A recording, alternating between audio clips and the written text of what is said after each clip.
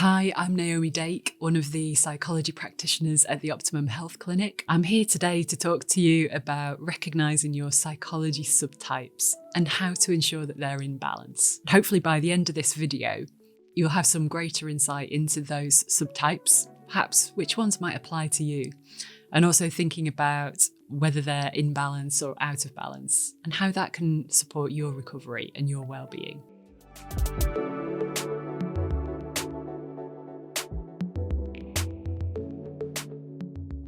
So what do we mean by psychology subtypes?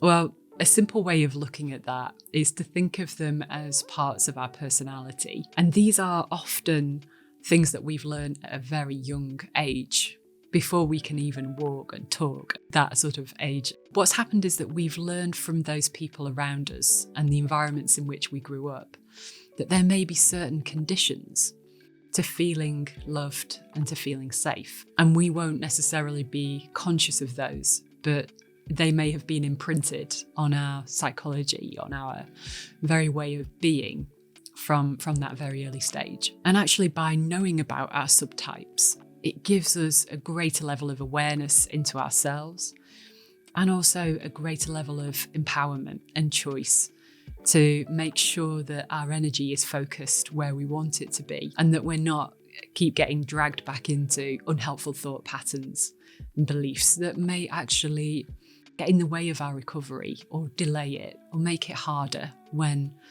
we could actually make that easier on ourselves and support ourselves better. So I'm going to go through the subtypes very briefly. There's 6 of them that we work with in the clinic. I'll just give them a very brief overview and hopefully you can see enough from there to get a taster of what might apply to you. And then we'll just talk about how do you recognise whether they're in balance or out. So the first of those subtypes is the helper. And within this type, what we find is that helpers prioritise other people's needs above their own. And they'll do that quite consistently and very subconsciously again. But there's a very deep inbuilt desire to please others. We hate to let people down when we're a helper. And we will often do that at our own expense. So even if we're not feeling particularly great or that we've got much energy to give, we will still put other people's needs above our own. So that's one to be aware of. The second of the subtypes is the achiever.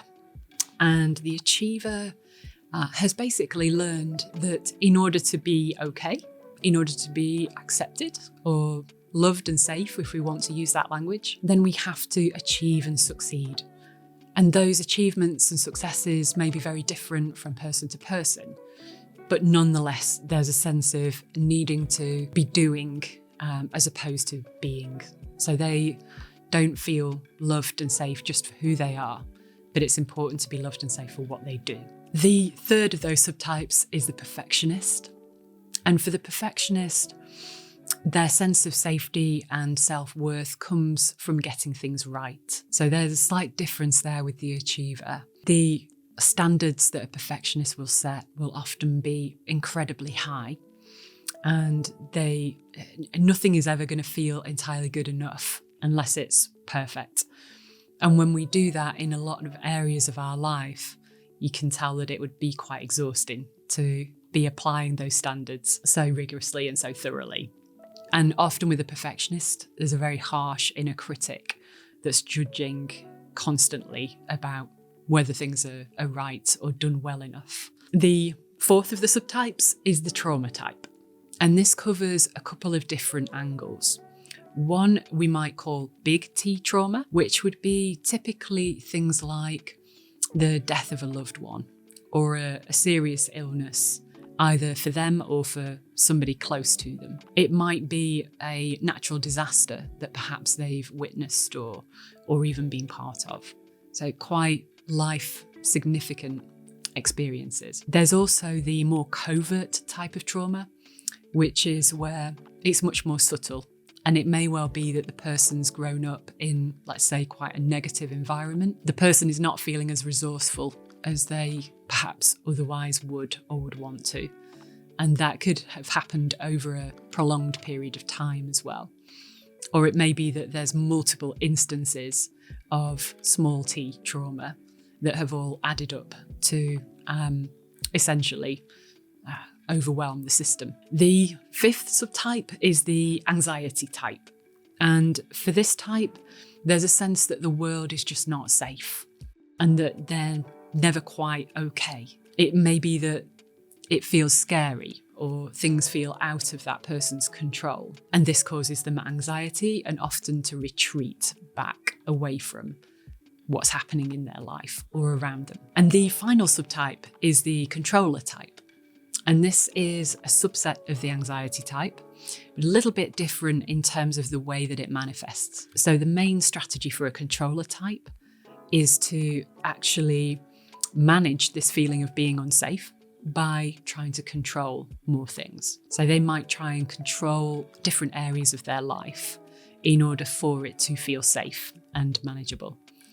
Inevitably, as we all know, life is pretty unpredictable and uncontrollable, so this often ends up being quite an exhausting subtype or a pattern that shows up. So that's all of the 6 subtypes.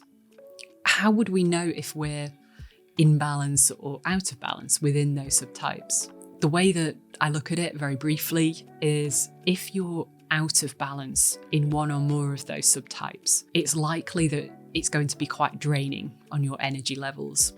You're probably going to be experiencing a fair bit of fatigue, often physical symptoms as well. It could also be that you get caught up in unhelpful thought patterns or beliefs or regular emotions that feel overwhelming, and your body is likely to be caught in what we call the maladaptive stress response. So our nervous system is likely to be affected significantly by that if we're out of balance, particularly in more than one of those types. When we're in balance, the opposite is the case. So we will feel more calm, more supported, more grounded. We'll often be more aware when those patterns are starting to come up.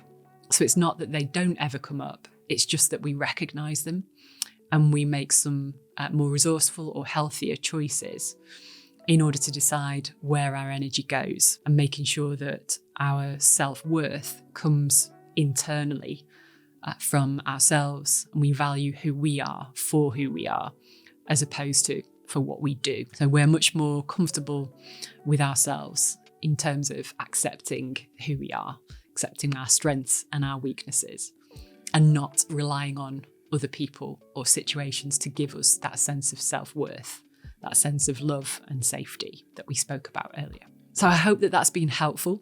I hope you can recognise one or more of your subtypes in there and perhaps reflect a little on where you are in your own balance. And I hope to see you again in another of these videos at some point. If you want to check out any more, do feel free to look on the optimumhealthclinic.com on the website, and there'll be more information you can access on there. Thanks very much.